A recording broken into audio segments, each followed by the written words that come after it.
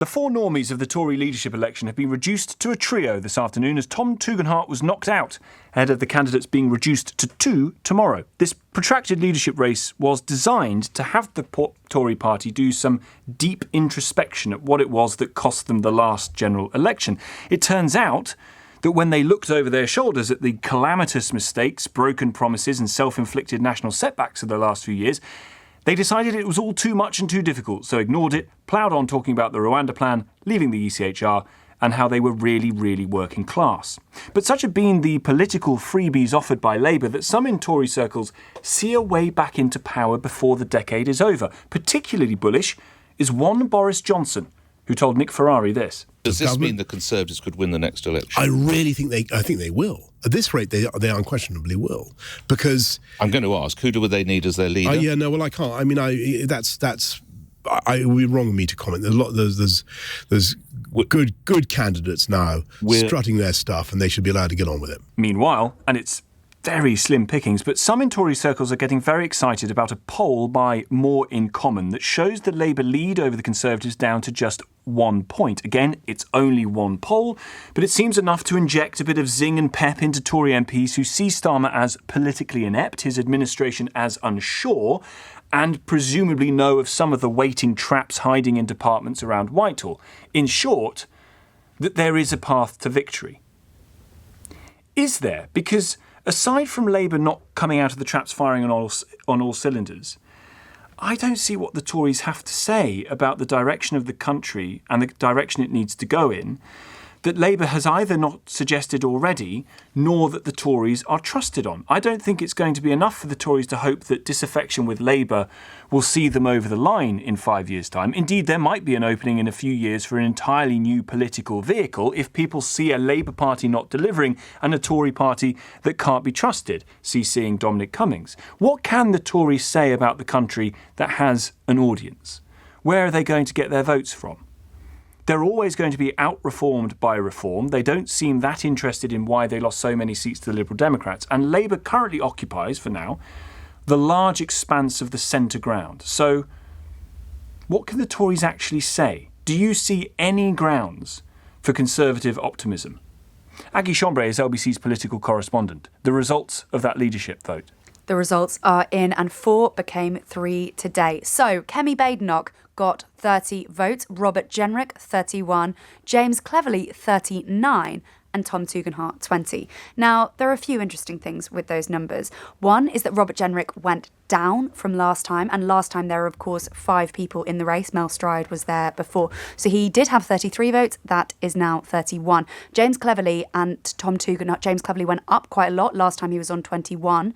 He's obviously increased that number. Now, I think there are a couple of reasons for the James Cleverly increase. Number one is the fact that he got the endorsement of one Mel Stride yesterday.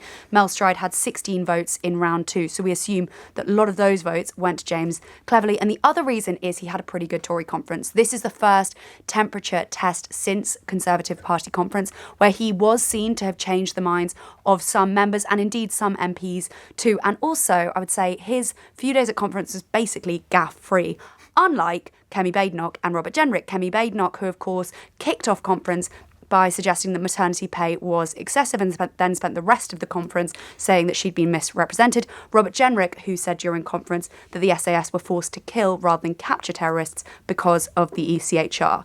Now, what is interesting as well today is that it is not clear what is going to happen tomorrow. I think we can very safely assume that James Cleverly is going to be in the final 2, apart from the fact that he's way ahead with 39. Also, Tom Tugendhat, I think the majority of his votes, although I am told not all, will also go to James Cleverly. So then who is going to remain in of Robert Jenrick and Kemi Badenoch when we repeat this exercise tomorrow? The excitement. the excitement of Tory leader. But it has genuinely been a really exciting race because it's been full of surprises. No, it has. And I know that we are 94 days in, but it is genuinely still exciting because we just didn't understand what was going to happen. Come to the excitement that some in Conservative circles are seeing about the path ahead, that Labour have not started well, that there's been some degree of shenanigans at the top, that the resignation of Sue Gray and all the rest of it, that they're perhaps not as ready for government as they might have suggested, some very difficult choices coming. And so, what? Something opens up, some political opening opens up that some leader can exploit. If so, what?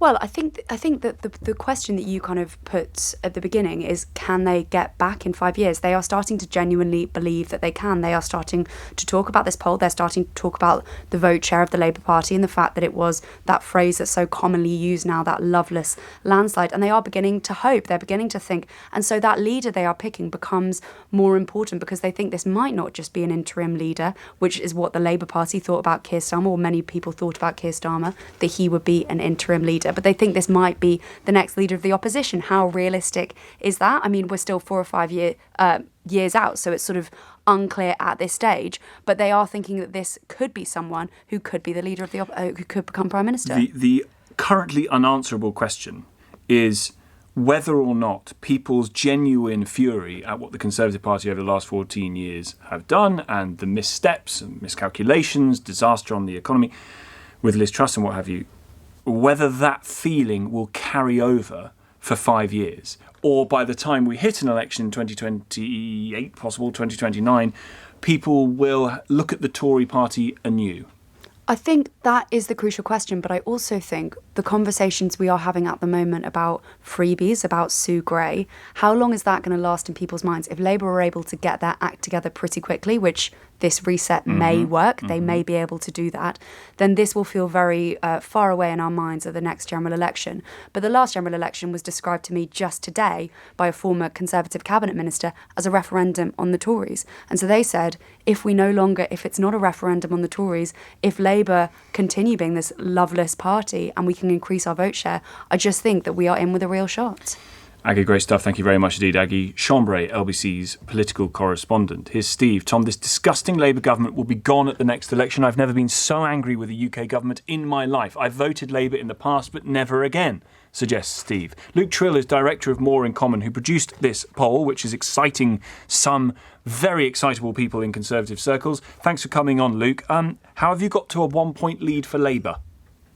Well, it is, as you said, just one poll, and we should always bear that in mind. But we have found in our latest polling that Labour have fallen to 29% of the vote, with the Tories jumping up to 28%, and Reform also up on 19% of the vote. So Labour have come down, and the Tories and Reform the beneficiaries of that. Of course, you should bear in mind this question asks, if there were a general election tomorrow, how would you vote? And there isn't likely to be a general election for quite some time. So it's indicative more than anything else. And it's indicative of people really not loving Labour, perhaps.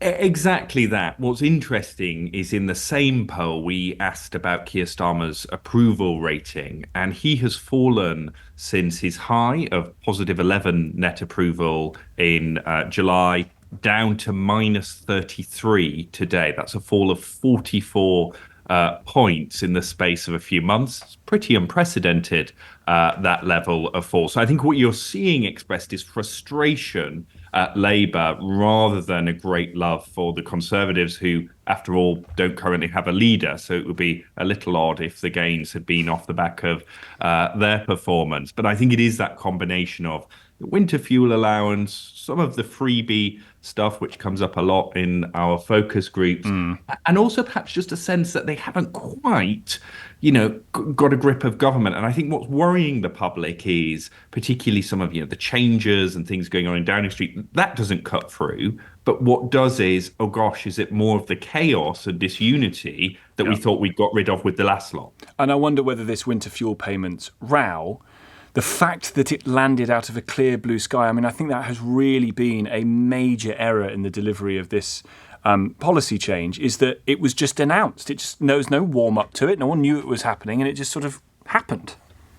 Absolutely. And it was announced almost as a standalone. So in many ways, it's become the defining policy for lots of voters. When we ask them, what has this government done? There's actually stuff which is popular, Great British Energy, removing the ban on onshore wind, Angela Rayner's workers' rights package. But the thing people remember is the winter fuel announcement and maybe the prisoner releases. And they're associating that with this government. and also worried about the budget. I had someone in a focus group say to me, the first time in my life I'm genuinely worried about a budget because they've said it's going to be so bad. So I think that is going to be a key moment, because I think whilst the polls aren't great for Labour, it's worth saying it's very early. The public are very volatile. They might change their mind very quickly. So I think what matters going forward matters far less. And if I were the Tories, I wouldn't be counting my chickens yet. Luke, appreciate it. Thank you. Luke Tryl, Director of More in Common.